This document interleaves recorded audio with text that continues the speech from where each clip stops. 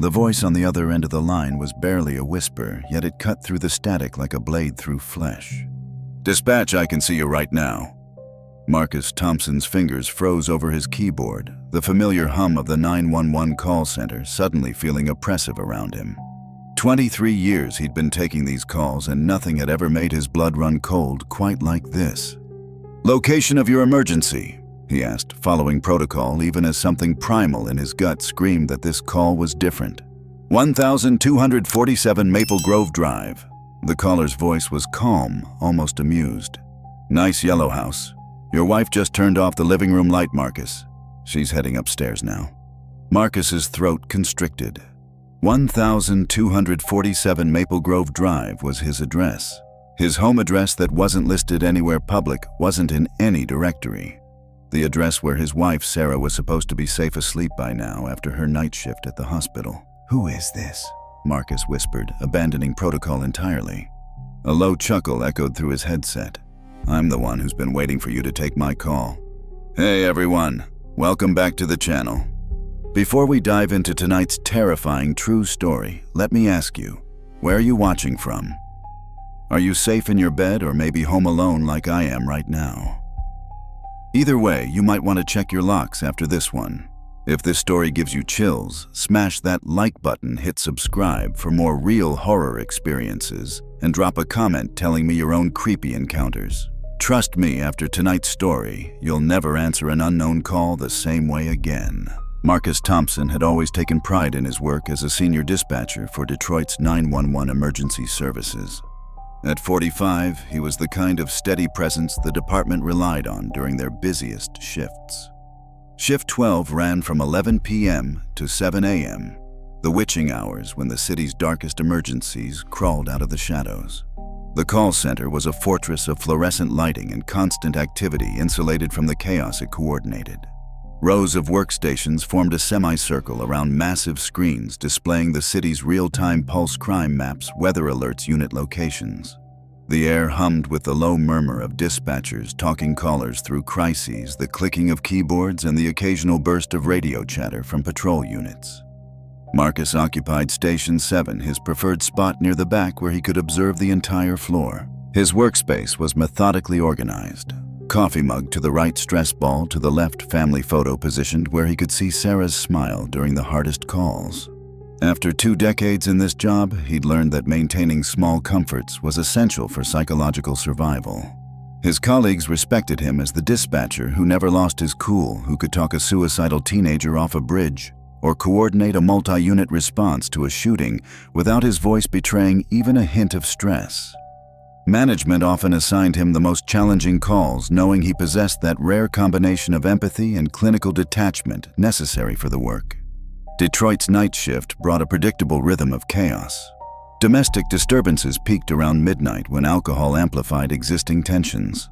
Gang-related violence typically spiked between 1 and 3 a.m. in the eastern districts. By 4 a.m., the calls usually shifted to overdoses and mental health crises. Marcus had internalized these patterns so completely that he could often predict what types of emergencies would flood their lines based solely on the time and weather. Tonight felt different, though. The usual background tension that permeated the call center seemed heightened, more electric. Maybe it was the approaching storm system that had been building all day, creating that oppressive atmospheric pressure that seemed to make people more volatile. Or perhaps it was just his imagination colored by the argument he'd had with Sarah before leaving for work.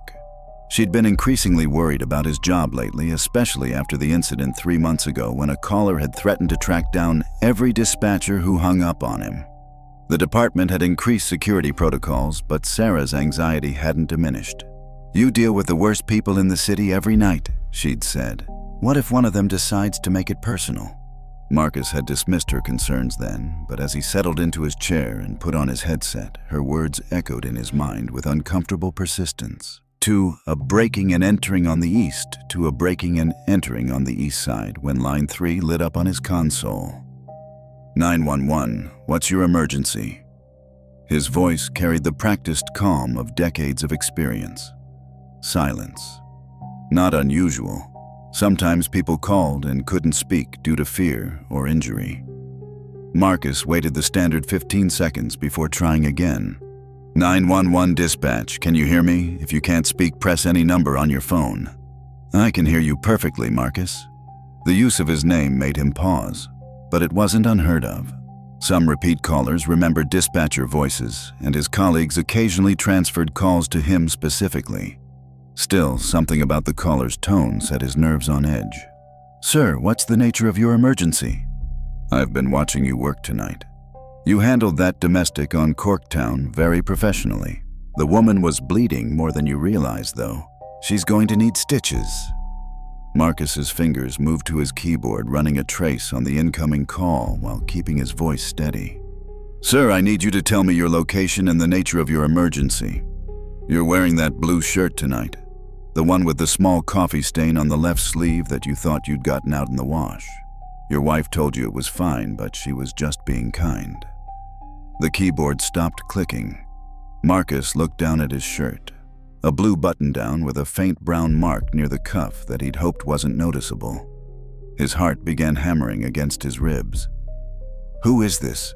The professional mask was slipping, and he could hear the edge creeping into his voice. Someone who's been waiting a very long time to talk to you specifically. The caller's voice remained unnaturally calm, almost conversational.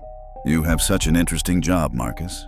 All those desperate people calling for help, and you're their lifeline. The power you hold in your hands, deciding who gets help first, who waits, who maybe doesn't get help at all. Marcus glanced around the call center. His supervisor, Janet, was busy at her station 20 feet away. His closest colleague, Dave, was deep in conversation with a cardiac emergency caller. The security cameras mounted in the corners suddenly felt inadequate, their coverage limited. I'm going to need you to identify yourself and state your emergency, or I'll have to end this call. Oh, but this is an emergency, Marcus, a very serious one. You see, I know things about you that you wouldn't want getting out, like how you've been taking those little pills from Sarah's medicine cabinet when the job stress gets too much, or how you sometimes delay responses to certain neighborhoods because you've decided they're frequent flyers who probably deserve whatever's happening to them. The accusations hit like physical blows. The anxiety medication he'd been secretly taking from Sarah's prescription, something he'd never told anyone, not even his doctor. The informal triage system he and other veteran dispatchers sometimes used to manage overwhelming call volumes. Things that existed only in his mind and in the privacy of his own moral compromises. I don't know what game you're playing, but no games, Marcus, just truth. And here's another truth for you. I know you live at 1247 Maple Grove Drive. I know Sarah works the 7 p.m. to 7 a.m. shift at Detroit General. I know you have that security system that you never arm because you always forget the code, 0814, your wedding anniversary. Marcus felt the room tilt slightly. The address was unlisted. The security code was something only he and Sarah knew. His wedding anniversary wasn't something he'd ever discussed at work. What do you want? The words came out as barely more than a whisper. I want you to keep taking my calls tonight, Marcus, because I'm going to be calling back. And each time I do, I'm going to tell you something new about yourself. About your wife, about your life that you thought was private. And you're going to listen because if you don't... The caller paused, letting the silence stretch until it became unbearable. Well, Sarah's shift ends in 6 hours. That's a long walk to her car in the parking garage. The line went dead. Marcus stared at his console, his hands trembling slightly as he tried to process what had just happened. He quickly pulled up the call trace, but the results showed only number blocked and location unavailable. His mouth felt dry as sawdust. Around him, the call center continued its normal operations, oblivious to the fact that his world had just shifted on its axis. He reached for his personal phone with shaking fingers, scrolling to Sarah's contact. He needed to warn her, needed to tell her to be careful, needed to line 3 lit up again. Marcus stared at the blinking light on his console as if it were a venomous snake. Every instinct told him not to answer, to get Janet and report the threatening call to follow protocol. But the caller's words about Sarah echoed in his mind. What if this person really was watching her? What if ignoring the call put her in danger? He pressed the answer button. You're learning, Marcus. That's good. The same voice. But now Marcus could detect something underneath the calm, a barely contained excitement like a predator savoring the moment before the kill. I was worried you might do something stupid like involve your supervisor. What do you want from me? Marcus kept his voice low, glancing toward Janet's station. I want you to understand something important. You're not in control anymore. For 23 years, you've sat in that chair believing you had power over life and death, deciding who gets help and who waits. But tonight, you're just another voice on the phone, begging for someone to save you. Marcus's eyes darted to the security monitor near his station. The parking lot cameras showed empty spaces, shadows cast by streetlights. Nothing unusual. But how many blind spots were there? How many places someone could hide and watch? You're wondering if I'm really there, the caller continued, reading his thoughts with unnerving accuracy. You're looking at those cameras, thinking about all the ways someone could observe this place without being seen. You're right to wonder. Listen, if you have a problem with how I've handled a call, there are official channels. Official channels. The caller's laugh was sharp, humorless, like the one Bethany Morris tried to use. The name hit Marcus like a sledgehammer. Bethany Morris. A domestic violence call from 8 months ago. The woman had called 3 times in one night, each call more frantic than the last, claiming her boyfriend was trying to kill her. But she'd been a frequent caller. Someone who'd phoned 911 dozens of times over the years for everything from noise complaints to welfare checks that turned out to be nothing. Marcus had prioritized other calls, treating hers as low priority. They'd found her body the next morning. I don't know what you're talking about, Marcus said, but his voice lacked conviction. Unit 47 was only 6 blocks away when she made her final call. You could have had them there in 3 minutes. Instead, you sent them to a fender bender on the other side of town because you decided Bethany was crying wolf again. How did that feel, Marcus, when you read about her death in the paper? The guilt that Marcus had buried for months came roaring back. He told himself there was no way to know that he'd made the best decision with the information he had. But late at night, when sleep eluded him, he knew the truth. He'd let his frustration with frequent callers cloud his judgment. She's not the only one, is she? The caller's voice was softer now, almost gentle. There was Miguel Santos, the homeless man who called about chest pains. You figured he was just looking for a warm place to sleep, so you put him at the bottom of the queue. Massive heart attack on the sidewalk outside the shelter. Marcus's breathing became shallow.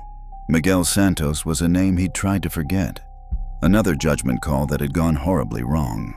And Jennifer Chen, the teenager who called about her stepfather acting weird. You thought it was typical family drama, not worth an immediate response. How many hours passed before you sent someone 3-4 long enough for him to... Stop, Marcus's voice cracked. Please, just stop. But we're just getting started, Marcus. You see, I've been watching you for a very long time, studying your patterns, your decisions, your little God complex. Every call you've delayed, every time you've decided someone wasn't worth saving immediately, I've been keeping track. The call center around Marcus seemed to fade into the background. His colleagues' conversations became white noise.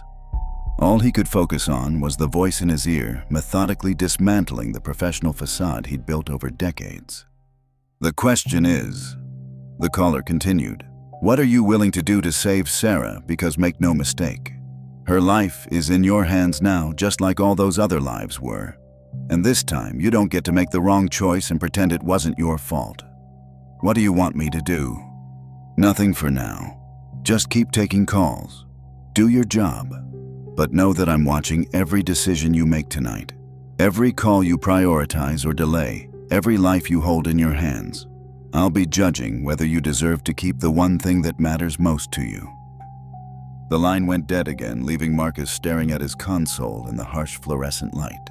His shirt was soaked with sweat despite the air conditioning. Around him, the night shift continued its grim routine, oblivious to the psychological warfare being waged at Station 7. He tried to focus on normal calls. A minor traffic accident, a noise complaint, a welfare check on an elderly resident. But every ring of his phone sent adrenaline coursing through his system. Was it another regular emergency, or was it him again at 1:23 a.m. Line 3 lit up? How are you holding up, Marcus? You seem tense. This time, Marcus was ready. He'd spent the last half hour thinking about what to say, how to handle this. I want proof that you can actually do what you're threatening. Talk is cheap. Smart. You want evidence that I'm not just some random crank caller. There was a pause then. Check your personal phone. Marcus looked down at his cell phone on the desk beside him. The screen showed a new text message from an unknown number. With trembling fingers, he opened it. The image made his blood freeze.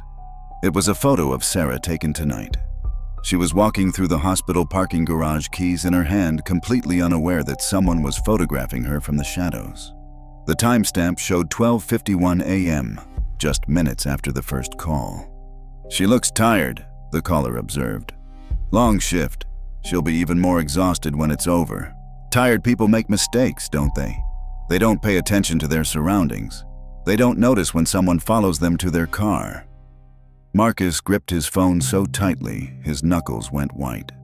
The photo was real recent and taken from close enough that the photographer would have been within striking distance of his wife.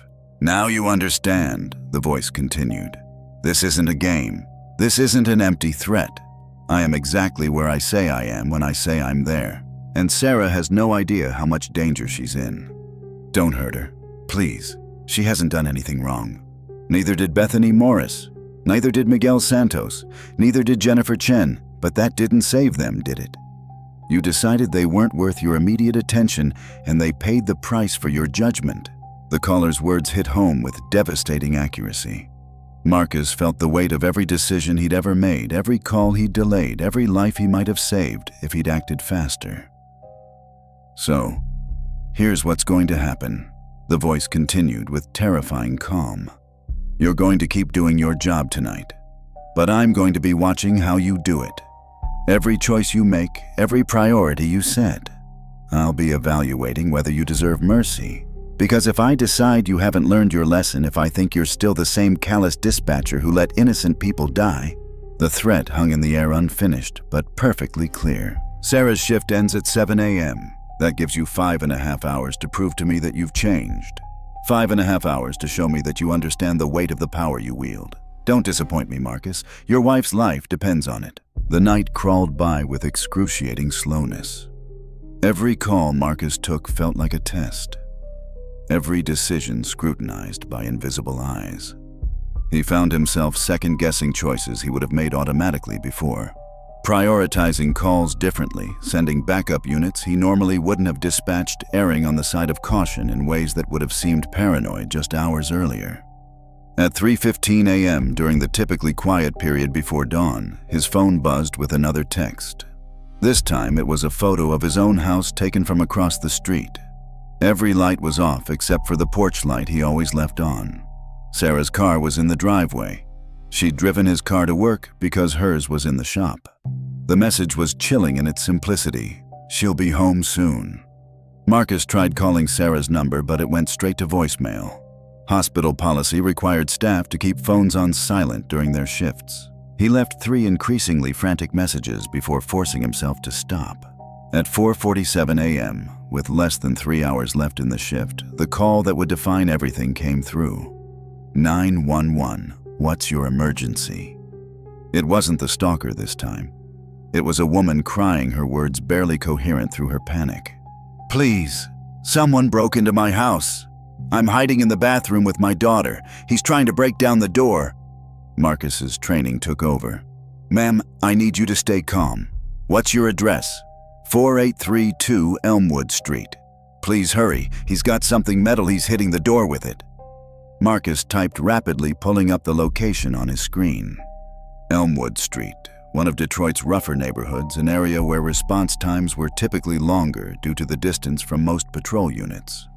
His computer showed 2 units available. Car 19 was 12 minutes away. Car 33 was 8 minutes out, but currently dealing with a minor domestic dispute. Under normal circumstances, he would have dispatched car 19 and asked the woman to hold tight. 8 versus 12 minutes didn't seem like a critical difference, and pulling car 33 away from their current call would leave another situation unresolved. But nothing about this night was normal. His phone buzzed. A text from the unknown number. Interesting choice coming up, Marcus. Choose wisely. The stalker was listening somehow.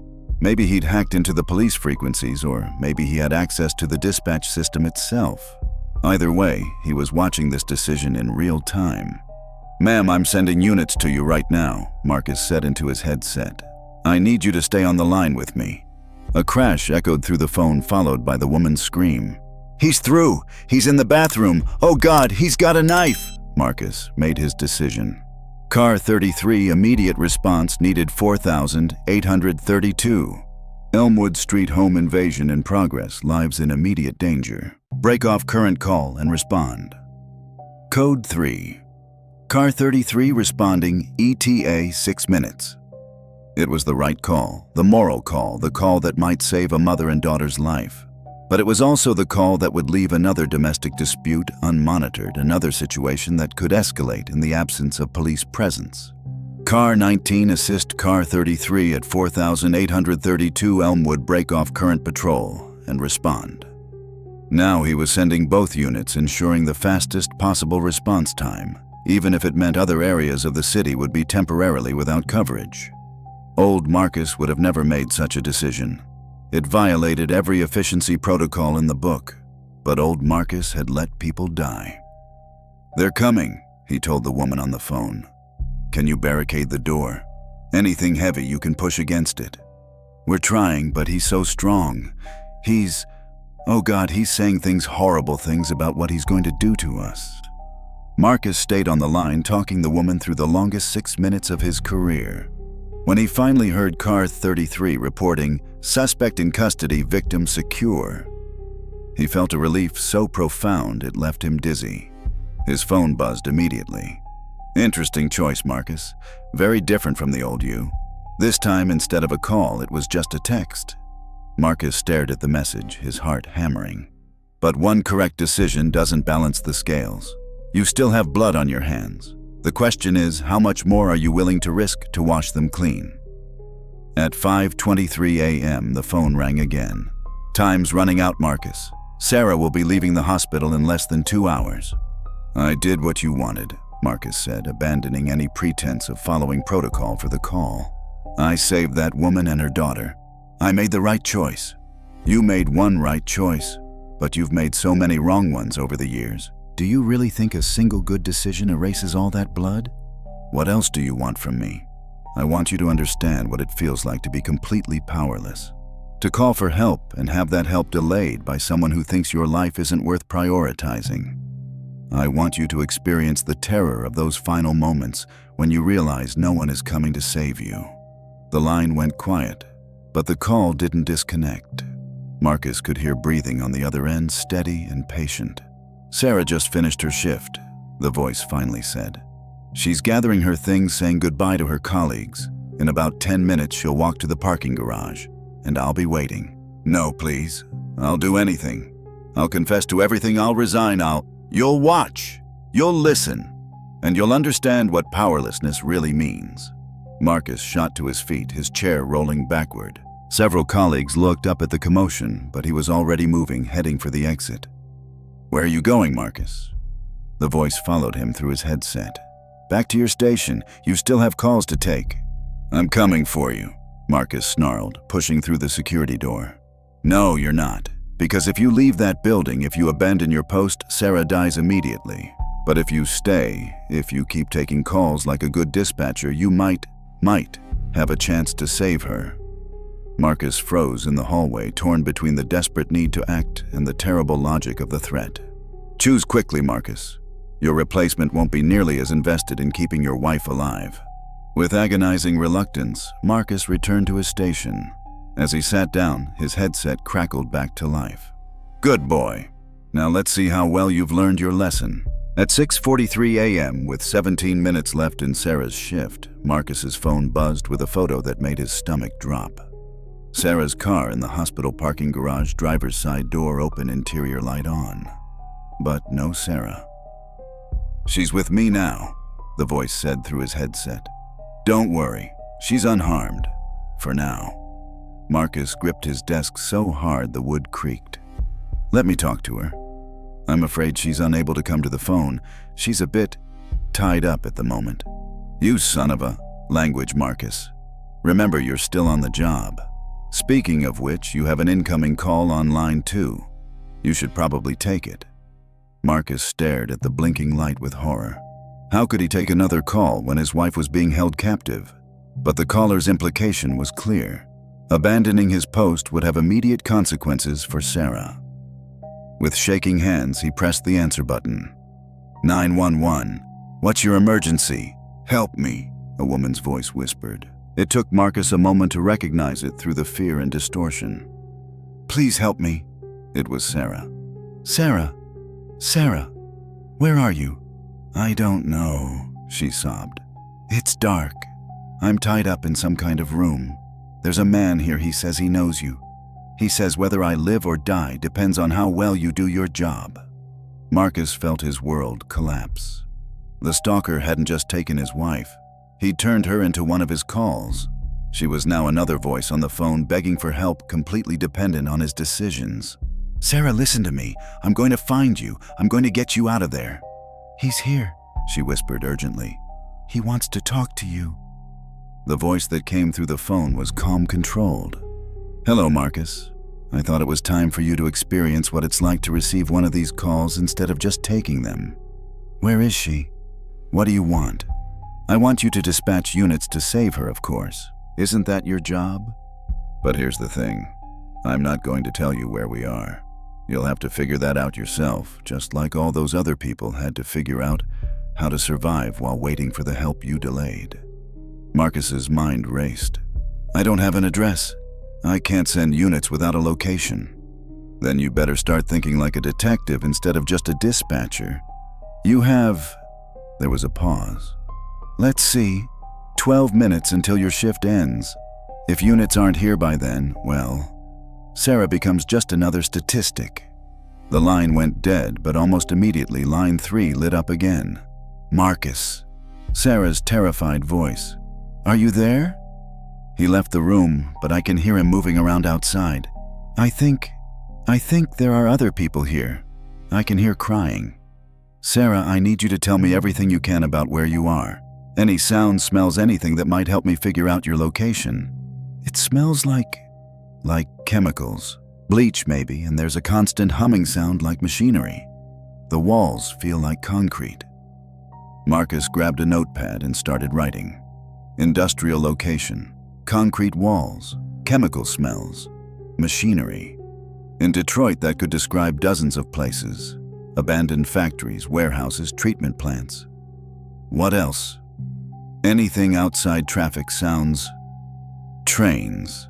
No traffic. It's quiet except for the humming. Wait. Sarah paused. I can hear water, like it's flowing somewhere nearby. Water plus industrial location. Marcus pulled up a map of Detroit on his computer, scanning for possibilities near water sources. The Detroit River, Rouge River, the old chemical plants along the waterfront. Sarah, when he brought you here, how long were you in the car? Do you remember turning a lot, or was it mostly straight driving? Maybe 20 minutes. We went over a bridge, I remember that. And there were train tracks at one point. I heard them under the tires.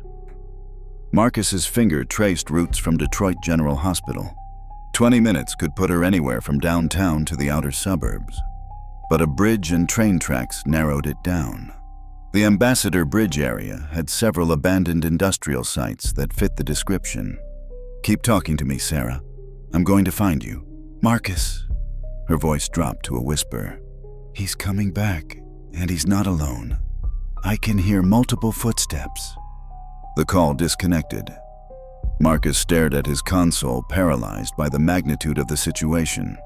He had perhaps 10 minutes to figure out his wife's location and dispatch units to save her. But sending police to the wrong location would waste precious time and potentially cost Sarah her life. His personal phone buzzed with another photo. This one showed Sarah tied to a chair in what looked like an abandoned industrial space. Concrete walls exposed pipes, harsh lighting from a single bulb.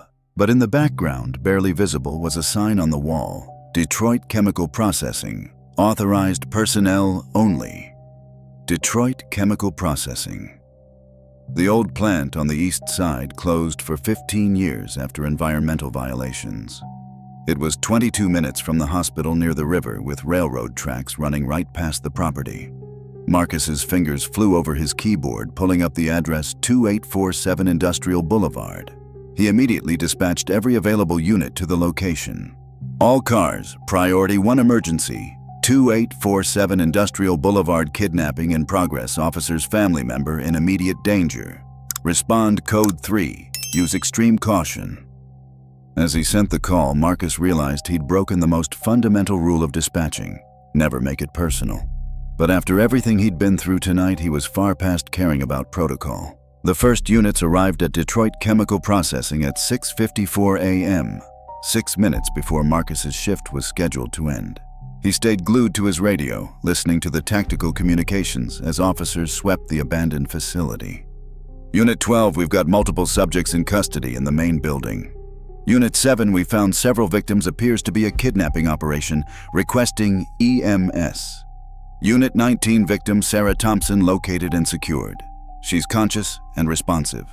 Relief flooded through Marcus so intensely that he nearly collapsed in his chair. Sarah was safe. The nightmare was over. But as he sat there, catching his breath and waiting for confirmation that his wife was truly unharmed, something nagged at him. The stalker's knowledge had been too perfect, too comprehensive. The photos too timely, the psychological pressure too precisely applied. His phone buzzed with one final text message. "Congratulations, Marcus.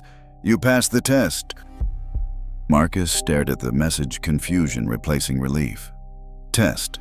Another message followed. "Check your email. Personal account." With trembling fingers, Marcus opened his email app and found a message from an address he didn't recognize. The subject line read, "Performance Evaluation, Dispatcher Training Program." The email contained a single attachment, a video file labeled "Behind the Scenes." Marcus opened it and his world turned upside down for the second time that night. The video showed Sarah, but not as a victim. She was sitting in what was clearly a production office makeup being applied to her face, discussing camera angles with someone off screen. The timestamp showed it was recorded 3 days ago. "I think the key is making it feel real," Sarah was saying to whoever was filming. "Marcus needs to believe I'm actually in danger or the whole exercise falls apart." The camera panned to show a man Marcus didn't recognize. Mid-40s, well-dressed, holding what appeared to be a script. "The psychological pressure is essential," the man agreed. "We need to push him to the breaking point to see how he responds under extreme stress." Marcus fast-forwarded through the video, his horror growing with each frame.